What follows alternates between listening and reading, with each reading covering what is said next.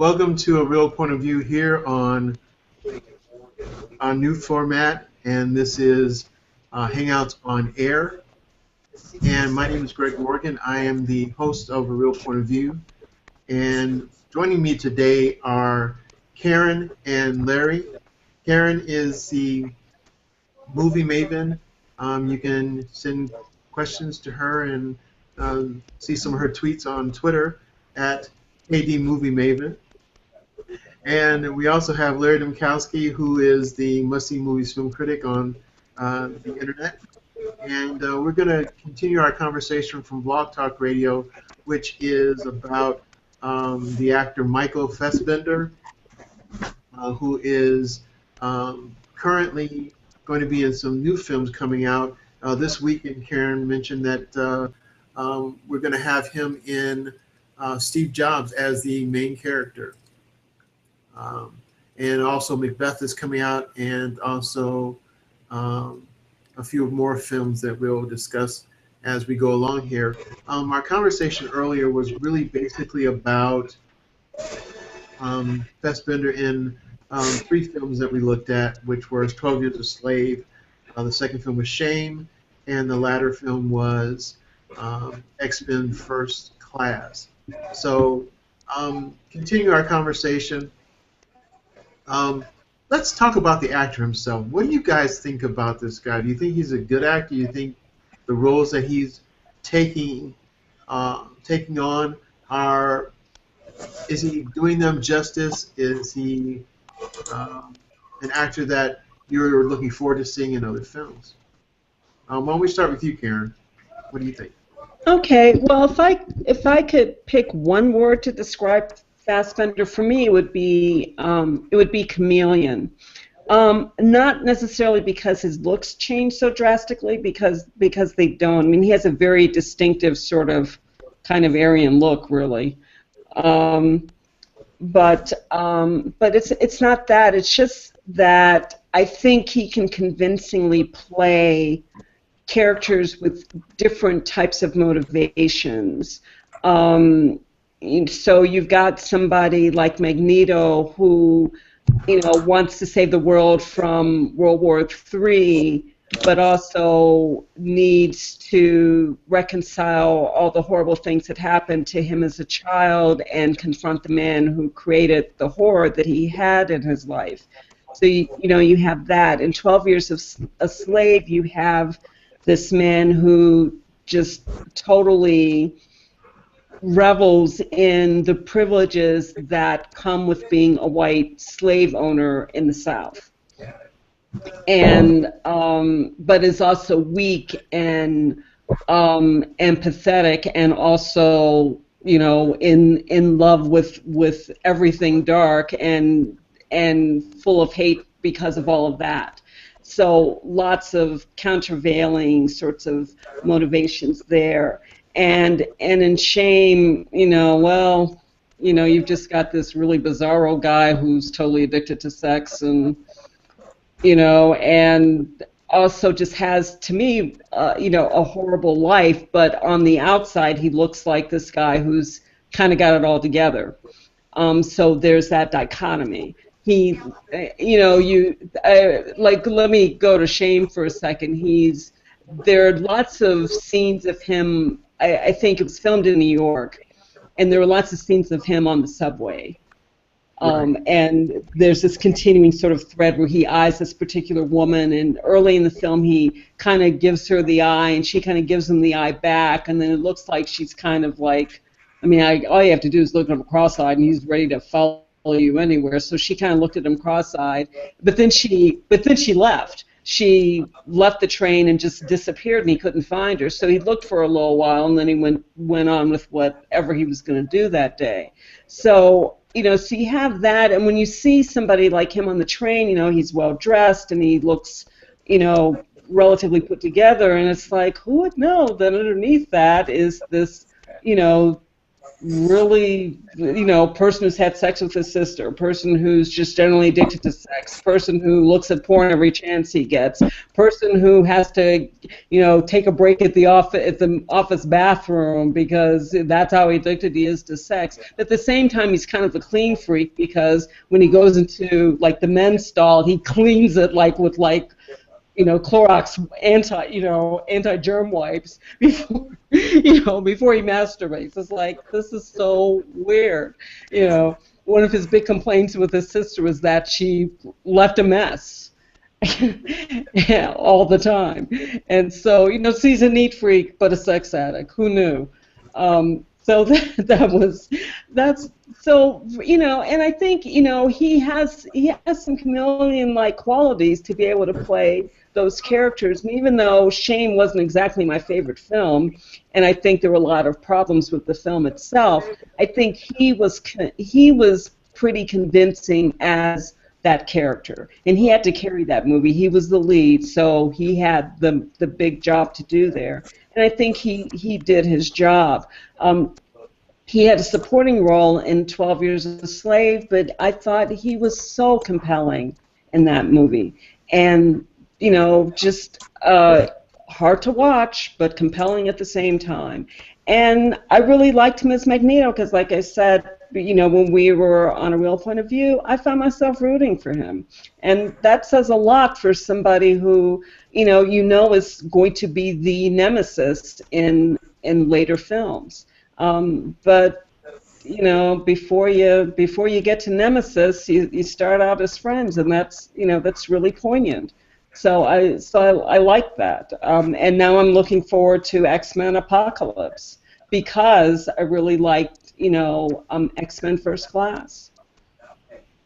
So yeah, he's a really good actor, and I think of him as a chameleon because of these different psychological motivations that he can bring to bear.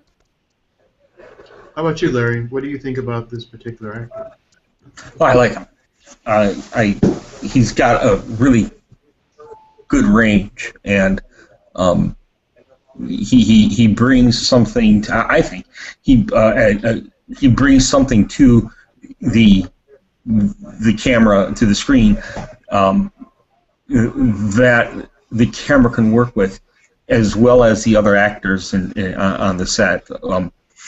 A good example, for instance, is in 12 Years a Slave. In this supporting role, he's responsible for showing us the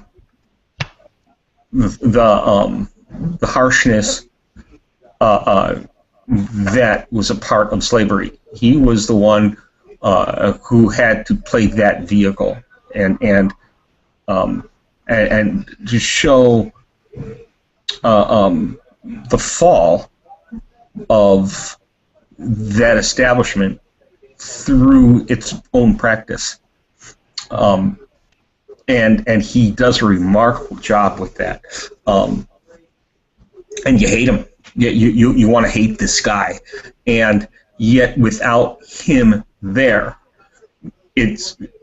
without his portrayal, the movie wouldn't work, because we want to see what the slaves are up against. Right. We need to see that. We need to see that journey, and he portrays his role extremely well. Two other films that he was in that we didn't talk about really, in 300 and Inglourious Bastards. Both war movies, both different eras, very different characters. And he brings to the screen each character beautifully. In 300, this very lyrical bloodbath of a visual fest of almost a ballet of the horrors of war and bravery, and he's right there with this, this beautiful hunk body and stoic attitude, and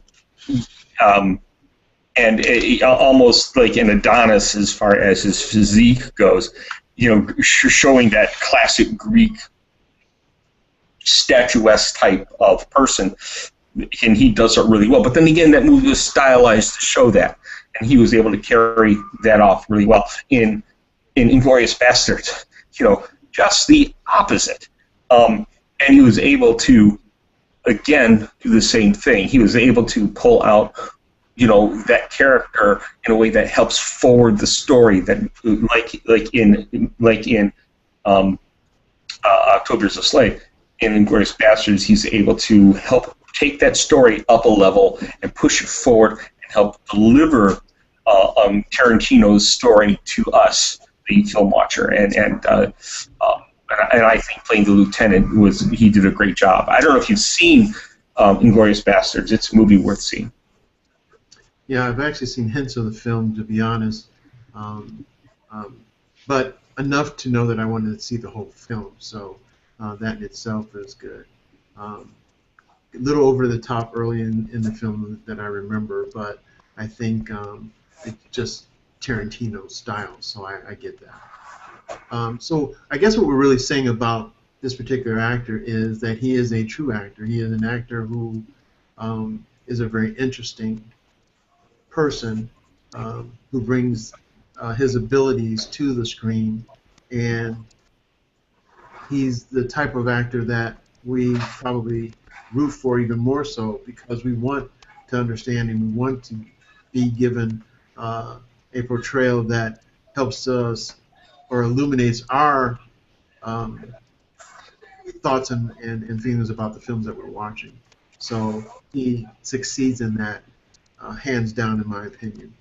Each of the films that I've seen, and I too have seen the 300, and his loyalty, his bravado, his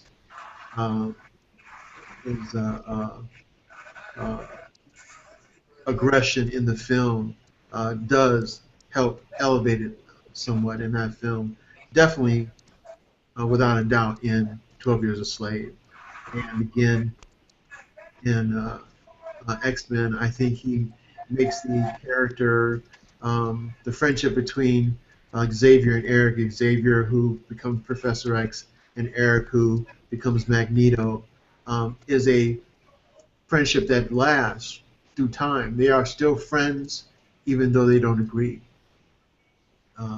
And I think it helps, I think, people watching for the first time, i.e. Karen had mentioned in our show earlier that she wasn't a comic book kid, but for all those people out there who are watching a lot of these films by Marvel and films by DC and the ilk, it gives you a sense of understanding about the comic itself, about the storyline itself, and why these stories do so well in the theater and so well on film.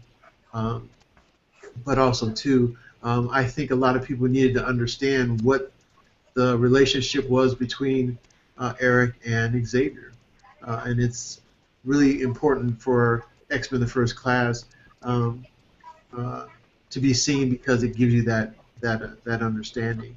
But I think they cast Michael Fassbender really. It was a good casting because he does such a good job in all of the films that we mentioned. And even though we were watching Shame, and Shame is a little bit different than a lot of films, I still think that his portrayal in the film was obviously what makes the film in that situation. So, Gregory, can I jump in here for a second? Sure, please. Because I just want to correct the record on something, because I had the awards that 12 Years a Slave won a little mixed up. It did not win Best Director. Steve McQueen did not win Best Director. He won because the picture got Best Motion Picture of the Year, and he was also one of the producers as well as the director. He was nominated for Best Director, but he did not win. And then it was Lupita Nyong'o who won Best Supporting actress for 12 Years a Slave. And like I said, it also won for best writing for an adapted screenplay. And Solomon Northrop actually got a writing credit posthumously, obviously, for his memoir. So apparently they really used it a lot to do this film. And the other thing I wanted to say too is that I mentioned earlier that doing, like, with a film like 12 Years a Slave, it's very difficult. The story's not only difficult to watch, it's difficult to act, because it requires so much in the way of intensity, especially when what you're dealing with are really the depths of human depravity, and that's what we're talking about here. It's as hard on the actors as people to do this as it is to watch the characters convey it. I remember reading something about the film, and Lupita Nyong'o was talking about how good it was to work with Michael Fassbender, because there was this trust that they developed between the two of them, because of the scenes that they had to do were so difficult. Mm-hmm. And during the filming, they had these sort of like a code looks or gestures that they would do before filming started, when they knew that they had a really difficult scene to accomplish, and that helped both of them. So it's, and to me, those are the kinds of things. There was one time when I did acting, and one of the things I enjoyed most about acting was the company of other actors, because as a group they could be so generous and so supportive in ways that people in other avocations or occupations aren't a lot of times. And it's that sort of generosity that makes it possible to see the art that we see on the screen, and it makes, critiquing those films a lot of fun when it works out correctly. It makes critiquing those films amazing. It's a privilege, really. You're making a good point. There are actors, and then there are actors. And I don't mean that in a riddle way. You have actors who give everything they have, and they don't just come in, read their lines, and leave. They're actors who really give everything of themselves out there, and part of what they do is they create an ensemble of trust where the other actors are able to do the same thing with the ensemble. And everything I've read about him, I've never met him, of course, but everything I've read about him suggests that he is that type of an actor, that he is somebody who trusts and respects his other actors, and works very hard and very openly to maintain that trust and respect as a two-way street. I look at his works, whether I like the movie or not, and I see an actor who does just that. I see him developing these very intimate relationships with the people he's sharing the screen with, and then the next part is he's able to also do that while creating an intimate relationship with the camera, and so it's more than just delivering a character or reciting a character, but it's more than just being a good ensemble member, but it's also helping the film to raise itself up a little bit, and that's rare. In a way I compare his Fassbender's his range with somebody like Johnny Depp, who has the ability to will be all over the spectrum and deliver us an honest character. There's a few other actors that I let me look this one up real quick. For some reason, it's not coming to mind. That he also reminds me of the guy from My Left Foot. Daniel Day-Lewis. Daniel Day-Lewis. Lewis, again, another actor with great range. The first time I ever saw him was in My Beautiful Laundrette, and I thought, God, this guy was fantastic. And then I see him in films that are diametrically opposite of that. And Fassbender has that same skill level, and but I also have to say it's not just him. It's the director, it's the cameraman, it's the editors of the film who are able to use what he's giving the production in a way that makes the film just that much better, and that's really, really good to know.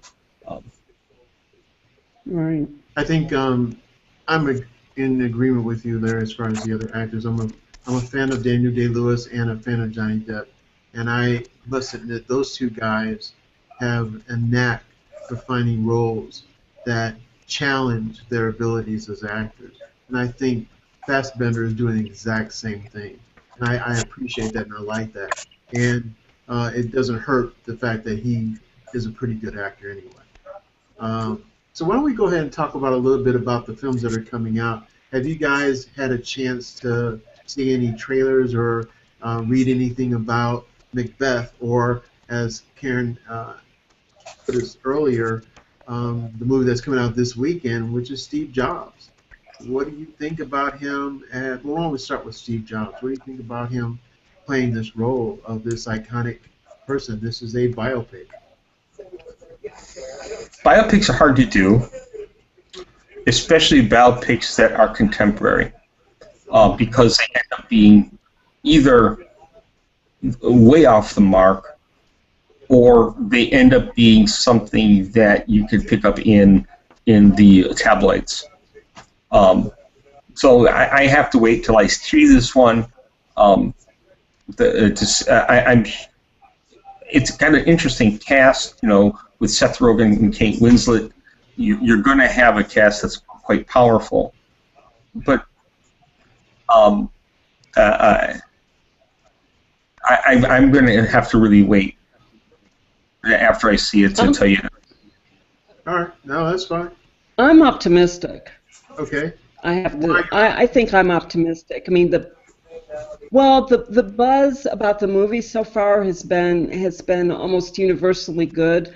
Unlike that unfortunate movie that Ashton Kutcher did, that was called, I can't remember, was it called Steve Jobs the Movie or something like that? But he did some movie a couple of years ago. That was another biopic about Steve Jobs, which was absolutely horrible.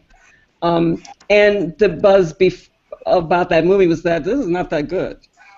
Like with this movie, the writing, Aaron Sorkin's the lead writer on this movie, so the writing's probably going to be good. He's a talented writer. He's an amazing writer. I think he's going to do justice. The source material is excellent. Walter Isaacson's biography of Steve Jobs is excellent because Walter Isaacson got unprecedented access to Steve Jobs, especially as he was dying, that no one else got. So Walter Isaacson was able to get information and put it into his biography that no one else was able to get. So there's that. And then you've got Michael Fassbender. And I think, like I said, to me, he's a chameleon, not because his looks change so drastically necessarily, but because he can change. He has this ability to bring these different motivations and these complexities to bear. Steve Jobs is nothing if not complex. He's nothing if not charismatic and frightening at the same time.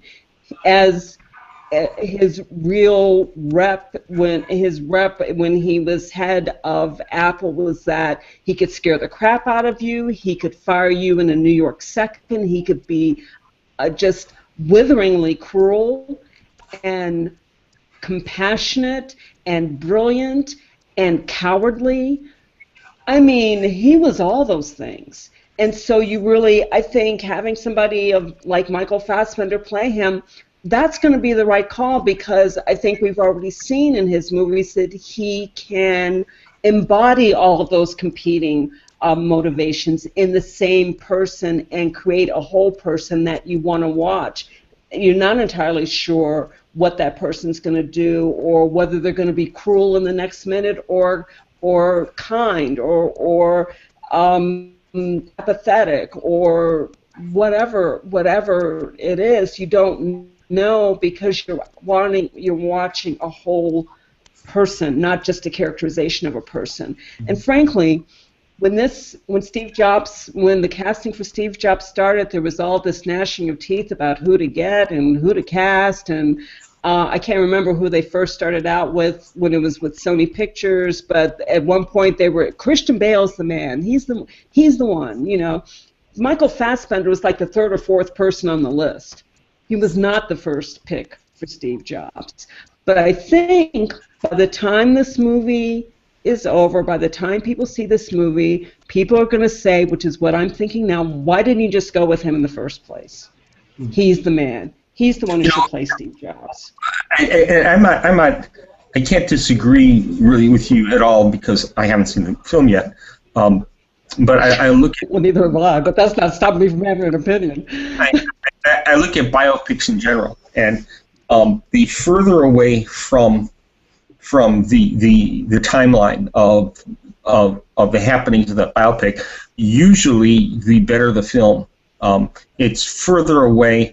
I can see a wider scope of the character. I see a lot of things that history proves a lot of things written weren't true, and a lot of things that weren't written are true.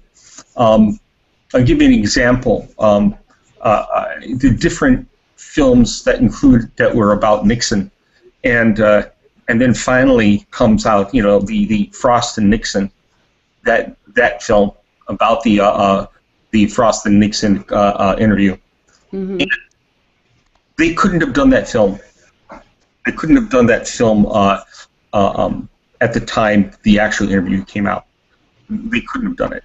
It was too close to the tree to see the forest, and so it took them a while to, in retrospect, and to take a look at it. And this way, they can make better choices as to, because you're not showing a documentary, you're showing a biopic, different.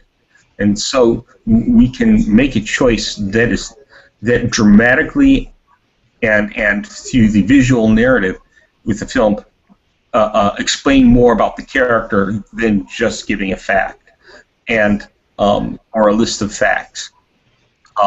And the closer you are to the event, to the actual person, the harder it is to make those choices, because there's too many different things that happen. The filter of time hasn't helped out at all. It doesn't mean that you can't start working on it from the day this person starts showing his head into the public mind.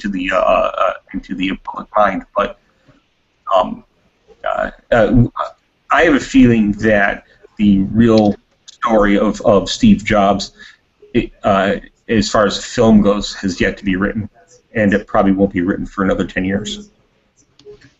Well, I do have an opinion on this a little bit. I agree with you to some degree. I think what I'd like to see, let me go with that, what I'd like to see, because again, I like Michael Fassbender, and I think he's a good actor, so what I'd like to see is that Steve Jobs had the same success or similar success as a biopic that Ray had. I thought that Ray was a really, really well done film, and obviously the Academy thought so too. Jamie Foxx did an excellent job portraying Ray Charles, and at the time when the movie was being made, Ray Charles was still with us. But the important thing about it, and slightly to what you're saying a little bit too, the film really focused on a younger Ray Charles, not the Ray Charles that was alive at the time when the film was being facilitated. Yeah, So yeah. They that in were itself is focusing a on way of 50 years. They happened 50 years before, sure. right, right, and so that is in a way some longevity, or not longevity. What's the word? Some separation is what I'm looking for between the more current and more present Ray Charles at the time, and so therefore you're not getting into that other half of his life necessarily. So it was a little easier to do that. But as far as the success of the film, I'm hoping that Steve Jobs with Fassbender gives some credence to the man that Steve Jobs was, and a little bit more understanding for us, the public, as to the man that Steve Jobs was. That's my hope, anyway. Well, yeah, I do too. I hope that it ends up being a great film, and I am looking forward to seeing it. My doubts are based upon past biopics, but of course there are those few exceptions that do something incredible, and I'm always glad to see those. So I'm hoping that's one of this becomes one of those films.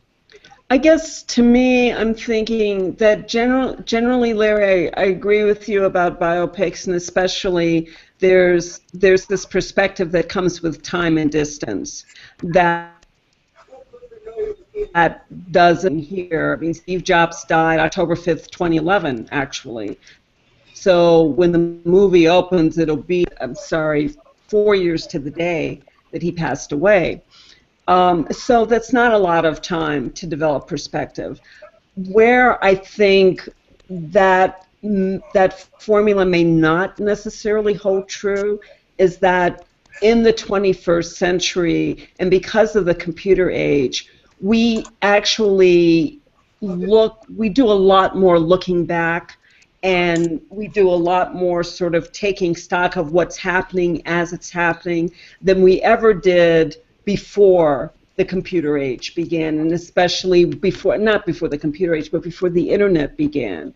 This notion of, selfies and, creating albums and having the story of your life, chronicling the story of your life. I mean, that sort of thing comes from innovations that Steve McQueen helped spearhead, and I think they're going to come to play in how much perspective we get in this movie. Also, this man has been in the public eye, so much in the public eye, that that there are ways to use that information from him being in the public eye that wouldn't be available for other people who are the subjects of biopics. So I think that's to their advantage. And like I said, the source material is extremely good source material, so that really helps. So I think I'm pretty optimistic that this movie is going to be quite good.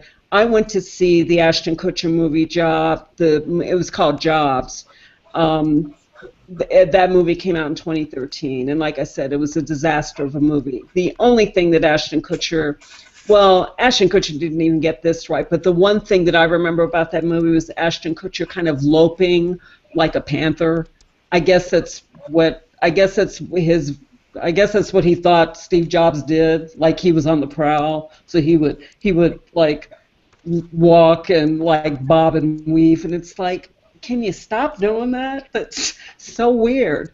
And I can't remember anything he said or did, but I can remember him loping like a panther. So after that, if they just read the phone book, they'll be ahead of the game. Well, so we'll look forward to not seeing Michael Fassbender panthering and loping in the film. If we can see him not do that, then again, as you alluded to, is going to be a plus. If any other films are any indication, he doesn't do that at all. although he did trip over a few things in That's play, true. like a fence or two, into some halls and some mush, but I'm sure that just had to do with the film at hand. Uh, so, yeah, we're a whole lot more hopeful than that for this movie, too. so, so I want to make a correction about something I said earlier when we were on the radio portion of A Real Point of View. And one of the movies that I'm looking forward to seeing him, Michael Fassbender, in is not American Creed, it's Assassin's Creed.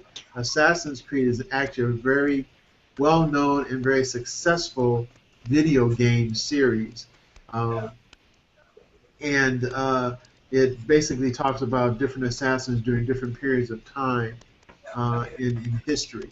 So it does give you a little bit about history, a little bit about the history of assassins.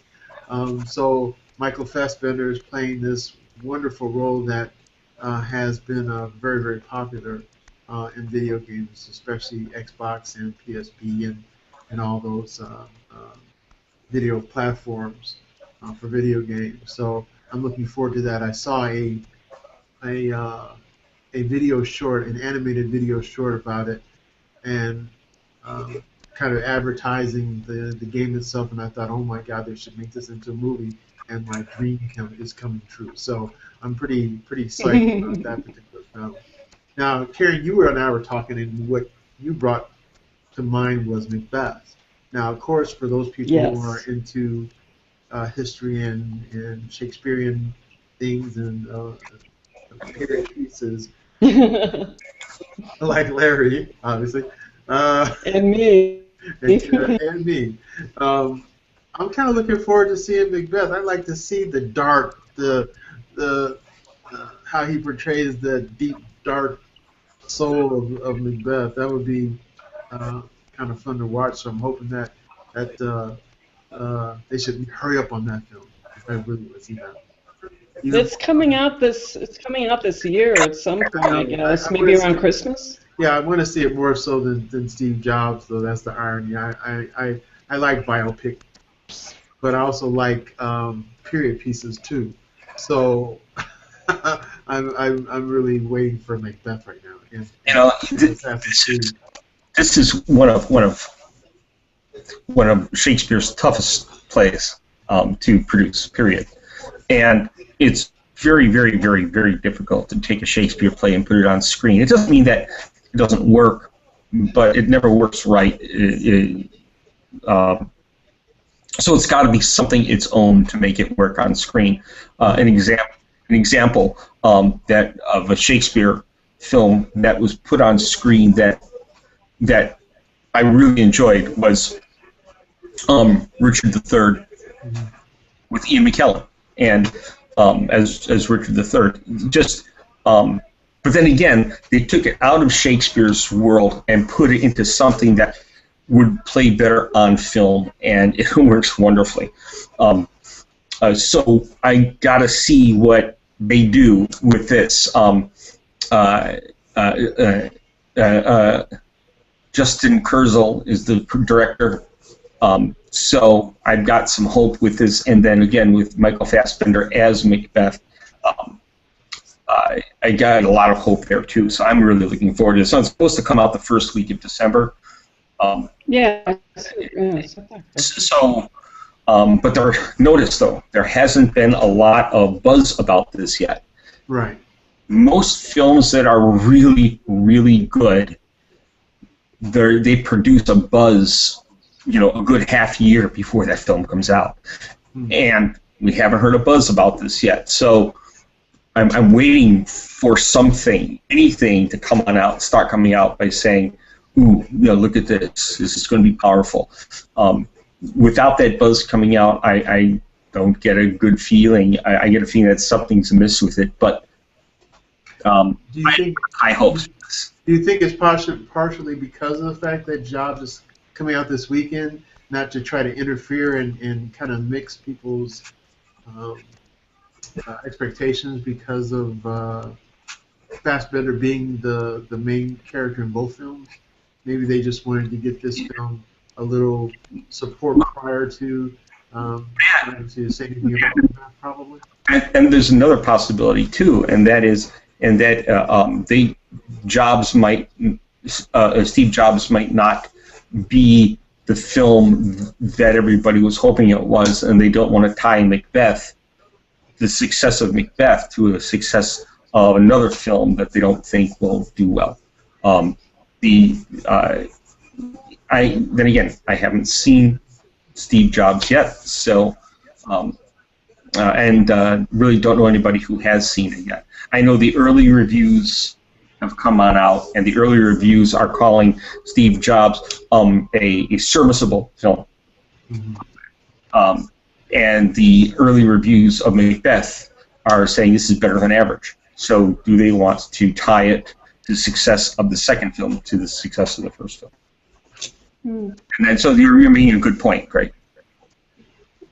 Well, I'll be interested. I can't remember. I mean, there have been film treatments of Macbeth before, none particularly distinctive. When I think of good Shakespearean plays that have been adapted into film, to me, I want to see, I think, Laurence Olivier has done well with some of his film treatments of Shakespearean plays, or Kenneth Branagh. I mean, they're very much steeped in Shakespeare. They did Shakespeare as actors, and they directed plays on the London stage. So I think they bring a really welcome sensibility to the problems and the advantages of taking what's literally not intended to be visual in the way that television or film is visual, and putting it in that medium and making those changes that are required to make so that things work. I think you're making a really good point. The theater, the medium for theater is language. The medium for film is visual, and right.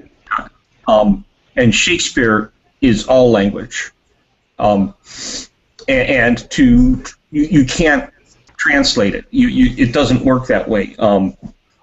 You have to find something. You have to find something within the script, within the language, that gives you a clue as to what to put on the film.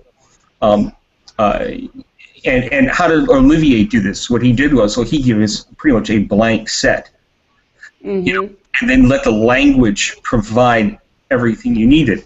He was smart enough to do that. Branagh, his works were okay, but I think he missed the point. I think a couple of scenes in his stuff were outstanding because of his delivery and the content of the script. But I think he missed the point in most of his Shakespeare film works. The other Shakespeare films that totally missed the mark, Mel Gibson's Hamlet misses the mark by leaps and bounds. That whole thing in the very beginning where someone says something is rotten in Denmark. Well, he decides to do this with the visual narrative rather than that line. Well, the problem is that line helps establish the rich language of the film, of the play, of what we're about to see, what we're about to experience. Mm-hmm. And he misses doing that visually.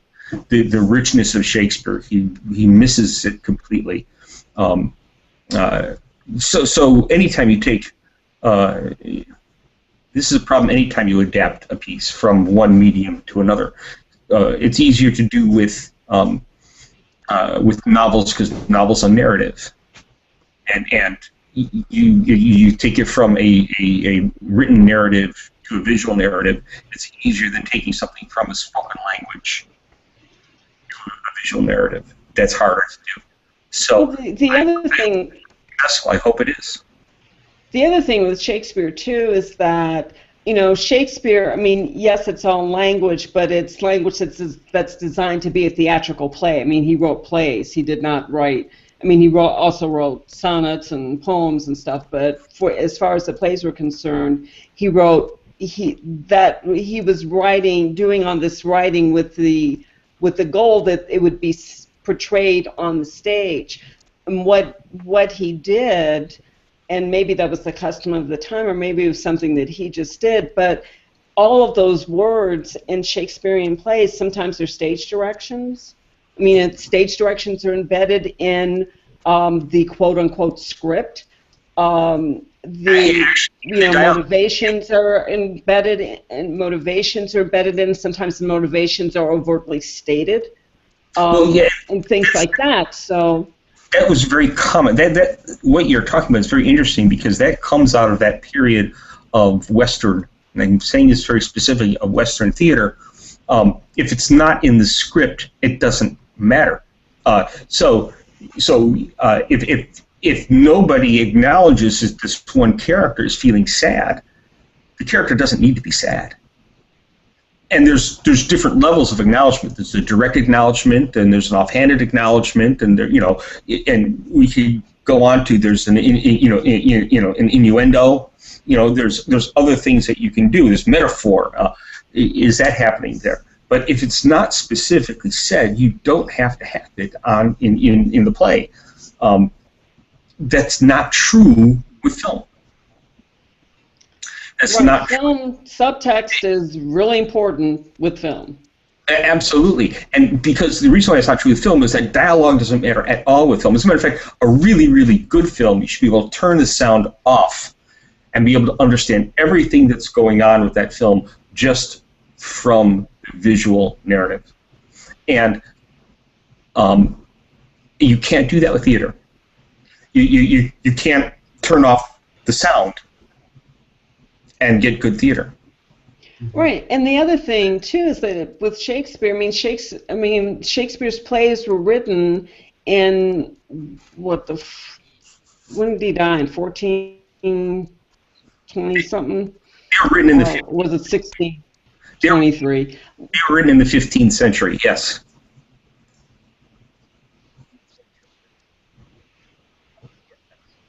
Time, because you either had theater, there was no television, there wasn't any of that other stuff, and even books weren't that common. I mean, only the wealthy, the relatively wealthy people, the very wealthy or the upper class, even had access to books. When Shakespeare, let me finish.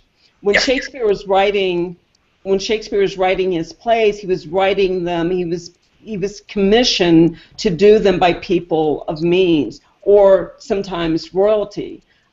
So that's, so was he gearing his plays toward them? Not necessarily. I mean, when my acting teacher said that Shakespeare is really the rapper of the 16th century because he brought so many elements that were part of everyday living on and amplified them for the stage. That was part of his genius. So there's that, but there's also just this notion that customarily at that point in time, people spoke in very flowery language, and they used many words to convey a concept, not because they just wanted to be mouthy, but just because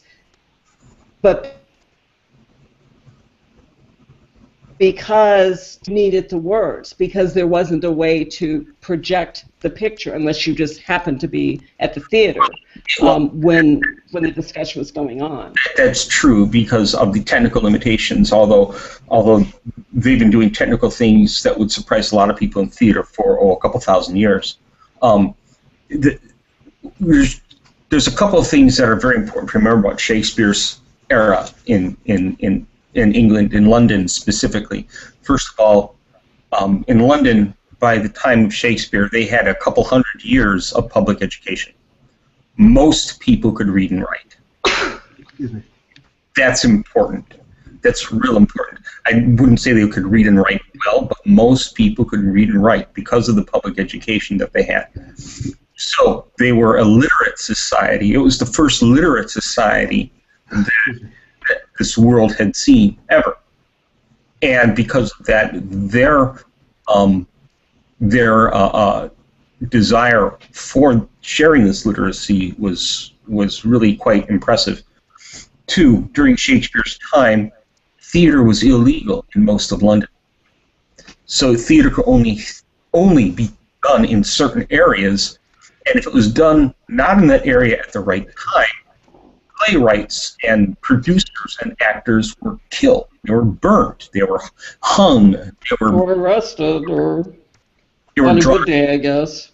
Yeah, they were drawn and quartered. So doing theater in the time of Shakespeare was a risky business. And that's alluded to in Shakespeare in Love, how risky a business, the theater in Shakespeare's time is. Right, actor was one of the lowest professions, or the lowest profession, actually. I think it was lower than prostitute.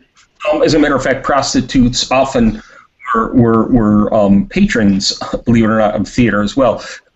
They had, I'm using a contemporary word, guerrilla theater movements, or what I would call guerrilla theater movements in London at that time, the White Friars and the Black Friars, who would go to the wrong part of town to do a play and then quickly get up and go. It was like a rave party for theater. And then to be able to get out before the theater that they were in burnt down. They had theater riots. If somebody said one little thing wrong on stage, suddenly people started rioting in the theater, and lo and behold, people got killed, and the theater burnt down. This was huge, and Shakespeare found a way of and it's not just Shakespeare, but his actors, his stage manager, and whoever his stage manager was, and probably him and a few other people, were able to present something that the audience liked, that they allowed the audience to interact with, so the theater didn't burn down. And they were able to bring something that attacked the status quo and at the same time entertained them. That's why apologies are so important in theater, in Shakespeare. When we look at the apology both at the beginning and at the end of the play, it's basically saying, please don't burn this theater down. And you're going to like this play, you do the play, and they say, okay, we know you may not have liked this play the way you wanted to, please don't burn this theater down. Right, we beg your pardon in advance. Yes, and this was real important, and Shakespeare was so good at making sure, even, and give you an example of how Shakespeare wins the crowd to his side. Take a look at, and we talk about biopics, take a look at Julius Caesar, okay? Take a look at how Shakespeare writes Brutus. And he writes Brutus as this eloquent speaker, this man of rhyme and meter. And he writes Mark Antony as a guy from the streets. And then comes the climax of the play, Act 3, Scene 1. And Brutus speaks plainly. Mark Antony now speaks poetically. And when Mark Antony speaks and says, friends, Romans, and countrymen, the word friends during the time of Shakespeare meant the audience. He's asking the audience to side with him. He's appealing to the audience. He's not appealing to the play. And so by the time Mark Antony does his speech, by the time Mark Antony yells, cry havoc and let slip the dogs of war, at the time where Mark Antony finishes his speech, the audience is ready to go and string up Brutus. And that is the magic of Shakespeare. But then again, that type of writing that Shakespeare did couldn't have worked if he didn't have a literate audience. That's true. That's huge. That's huge, and we tend to forget about that because we're so far removed from that. We're so far removed from the greatness of Shakespeare. He was at the right place, at the right time, with the right skills, and look what happened. Brilliance.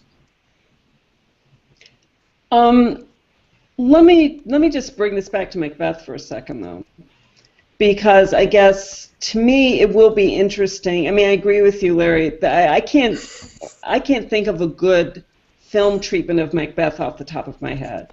I think you're right. Sure. Yeah. I can't. I just can't think. And it's not like it hadn't been tried. It has been, but they just Macbeth is one of my most favorite. I mean, Julius Caesar's probably my favorite Shakespearean play, but one of my other favorites is Macbeth. I love that play. Yeah. And I just love the notion of, you know, this guy who wants to be king, but doesn't quite want to do what he needs to do to get to be king, unlike Richard III, who had no problem with that. And then you've got like his wife going, "Come on, honey, you know, you can do it, and if you don't do it, I'll do it for you." And then you really will wish you had done it. Yeah. I mean, really, Lady Macbeth is. I think it'll be really interesting to see how this film, if it is a good film, creates the relationship between Lady Macbeth and Macbeth, because really in Macbeth, to me, the real velvet, the iron hand. I mean, it's really Lady Macbeth. And in some ways, it's really almost her story. Because she's well, I said almost, not entirely. Because with Shakespeare, the name of the play is the person the story is about, but she is a force of nature. She, in that play, she's definitely a force of nature. I think that what's her name, Cotillard, the woman playing Lady Macbeth. Oh, I don't know who's playing Lady Macbeth. Cotillard, Marion Cotillard, she's an Academy Award-winning actress. She's going to do a great job, I think, as Lady Macbeth. I think that Fassbender's going to do a great job as Macbeth. By the way, a film treatment of Macbeth that I liked and liked a lot was Kurosawa's Ron. Oh, okay. Larry brings this up all the time. You but what he did do, and what we as a film audience don't need to know, was that he took Macbeth and King Lear, mashed them together, put it in feudal Japan, and gave us lots of horses. Lots and lots of horses. And what an incredible, and made no apologies, and made it its own thing. Didn't try to make it Macbeth, didn't try to make it King Lear, but took both of them, crunched them, because in there you have Lady Macbeth, and in there you have the King Lear on the in the storm scene. You know, you have both of those powerful moments. As far as another version of a Shakespeare film that I loved a lot was a Chinese film called Eat, Drink, Man, Woman. That was King Lear, this great chef. He's King Lear. And he's lost his ability to taste. He's lost his ability to communicate with people around him. He's lost his daughters. And his daughters basically say, "Dad, if you can't help me, goodbye," except for the one he shuns the most comes back and gives him his sense of taste back. This is Cordelia and King Lear. Just flat out. What an incredible film. If you haven't seen Eat, Drink, Man, Woman, I recommend that. I hope that this Macbeth gives us that. And I hope it doesn't fall into the traps of trying to make into a visual narrative something that come from a dramatic narrative or a dramatic intent and language. And I hope that they're able to give us something that we can wrap ourselves around and enjoy, and I'm looking forward to it. I just don't want Macbeth to be boring. I like to say one thing about that you alluded to a moment ago about Eat, Drink, Man, Woman, Larry. Yeah. To all those people who may be listening to this after show, make sure that you eat something before you watch the first 5 minutes of this film, Yeah, because it's food porn because it for is, days. it is, Karen's right, it is food porn. It is ridiculous. I sat there and watched this guy, and I thought, can I do that? Oh man, that really, oh my god! And then of course at the latter part of the film, when the daughter comes home and prepares the feast, it's the same thing again. Popcorn's not going to do it, ladies and gentlemen. You're going to have to eat something So else. you're going to have to, do something special, and make some crepes, It's going to inspire you for sure. Crepes, you're gonna need more than crepes. You're gonna need a whole damn cow. That's right. You can get a lamb roasting in the roaster about an hour beforehand. And it's still not going to be anything And near chocolate. what they did in the Lots and film. lots of chocolate. We've had movie film conversation before, and have gotten hungry doing it. So again, Michael Fassbender, good actor. Seems like he's finding the roles that are going to probably make him a star. And I think Macbeth and Steve Jobs may be some of those movies that will help that road. Clearly, X-Men First Class, and I hope X-Men Apocalypse will do the same.